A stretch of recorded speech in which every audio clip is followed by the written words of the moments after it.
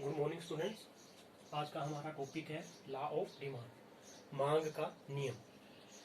मांग का नियम बताता है कि अन्य बातें समान रहने पर किसी वस्तु की कीमत बढ़ने पर उस वस्तु की मांग का संकुचन हो जाता है तथा कीमत कम होने पर उसकी मांग का विस्तार हो जाता है।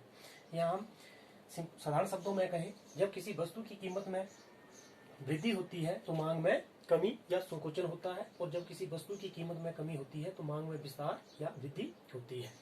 इसको हम मांग अनुसूची तथा डिमांड कर्व से भी समझ सकते हैं, या इस तरह से मांग का नियम एक्सप्लेन कर सकते हैं। मांग अनुसूची, here is price, here is demand. 5 रुपए कीमत पर एक वस्तु की डिमांड, 4 रुपए कीमत पर 2 वस्तु की डिमांड, 3 रुपए कीमत पर 3 वस्तु की डिमांड, 2 रुपए कीमत पर 4 वस्तु की डिमांड एंड 1 रुपए कीमत पर 5 वस्तु की मांग। ये इसको ऑपोजिट। जैसे जैसे किसी वस्तु की कीमत में परिवर्तन होता है, मांग में भी परिवर्तन होता है। यदि वस्तु की कीमत में कमी होती है तो मांग में वृद्धि या विस्तार होता है, और कीमत में वृद्धि होने से मांग में कमी या संकुचन होगा। मांग अनुसूची का डायग्रामेटिक प्रेजेंटेशन द्वारा भी हम डिमांड कर्व को या मांग के नियम को समझा सकते हैं। नेक्स्ट है मांग के नियम की मान्यताएं।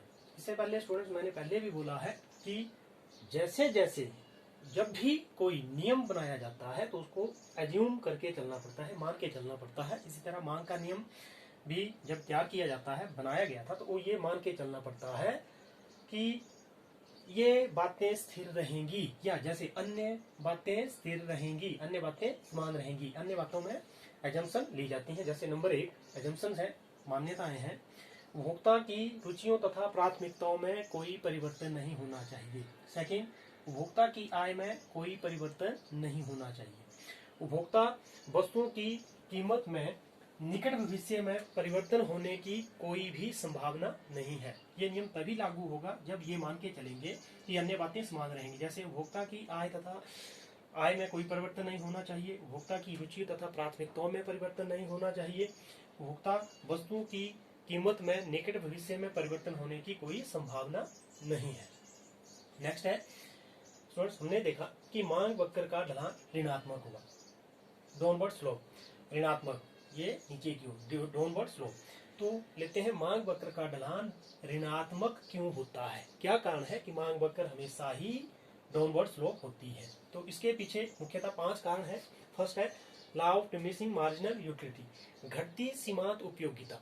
घटती सीमांत उपयोगिता के नियम के अनुसार जैसे जैसे हम एक अतिरिक्त इकाई का उपभोग करते हैं, उससे मिलने वाली उपयोगिता में कमी आती है, जिसके कारण मांग वक्र का ढलान ऋणात्मक होता है। सेकंड है इनकम इफेक्ट, आय प्रभाव। जब किसी वस्तु की कीमत में परिवर्तन होता है तो उपभोक्ता की वास्तविक आय में भी परिवर्तन होता है, जिसके कारण मांग वक्र का ढलान ऋणात्मक होता है। इसे आय प्रभाव कहा जाता है। थर्ड है सब्स्टिट्यूशन इफेक्ट, स्थानापन्न प्रभाव, प्रतिस्थापन या स्थानापन्न प्रभाव। प्रतिस्थापन प्रभाव से अभिप्राय, जब एक वस्तु अपनी स्थानापन्न वस्तु की तुलना में सस्ती हो जाती है तो उसकी दूसरी वस्तु के लिए प्रतिस्थापन किया जाता है। मान लो चाय अगर सस्ती हो जाती है तो कॉफी के जो उपभोक्ता होंगे, जो हमारे कॉफी पीने वाले उपभोक्ता होंगे, वो भी शिफ्ट होकर चाय की मांग करेंगे, जिसके कारण जैसे मांग इसकी कीमत कम हुई, चाय की कीमत कम हुई, तो कॉफी के उपभोक्ता भी चाय को प्रतिस्थापन करेंगे। नेक्स्ट है साइज ऑफ कंज्यूमर, उपभोक्ता समूह का आकार। जब किसी वस्तु की कीमत गिरती है तो अधिक उपभोक्ता उस वस्तु का उपभोग करना शुरू कर देते हैं। नेक्स्ट है डिफरेंट यूजेस, विभिन्न उपयोग। कई बार क्या होता है, कुछ एक वस्तुएं ऐसी है जिसका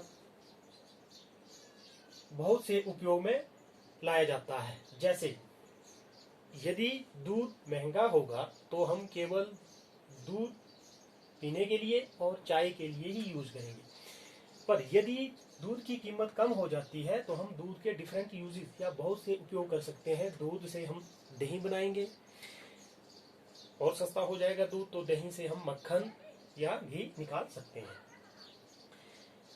नेक्स्ट है, इसके बाद आता है कि exceptions of law of demand, मांग के नियम के अपवाद। क्या कारण है कि जब मांग का नियम लागू नहीं होता है या मांग वक्र का ढलान धनात्मक होता है, तो इसके पीछे 3 मुख्य कारण है। फर्स्ट है आर्टिकल ऑफ डिस्टिंक्शन, प्रतिष्ठा सूचक वस्तुएं। स्टूडेंट्स, जो प्रतिष्ठा सूचक वस्तु होती है, समाज में प्रतिष्ठा सूचक वस्तु को बहुत अधिक महत्व दिया जाता है। जब प्रतिष्ठा सूचक वस्तुओं की कीमत में वृद्धि होती है तो बहुत अधिक उपभोक्ता उस वस्तु को खरीदने के लिए तैयार होते हैं। इग्नोरेंस, अज्ञानता के कारण भी कई बार उपभोक्ता अधिक कीमत होने पर, उसको ज्ञान ही नहीं होता है, अधिक कीमत होने पर अधिक वस्तुएं खरीद लेते हैं। लास्ट है गिफन गुड्स, गिफन पदार्थ। गिफन पदार्थ ऐसी वस्तुएं होती हैं जो कम कीमत होने पर कम वस्तुएं खरीदी जाती हैं और अधिक कीमत होने पर अधिक वस्तुओं को खरीदा जाता है। इस तरह से मांग वक्र का ढलान हमेशा ही मांग वक्र का ढलान धनात्मक होता है, जो कि मांग के नियम के अपवाद है। तो ये था हमारा टॉपिक। तो आपने मांग का नियम, schedule, demand curve, assumptions, why does demand curve is downward slope, इसका एक्सप्लेनेशन जरूर करें। Exceptions of law of demand, इसका एक्सप्लेनेशन भी जरूर करें। Thank you.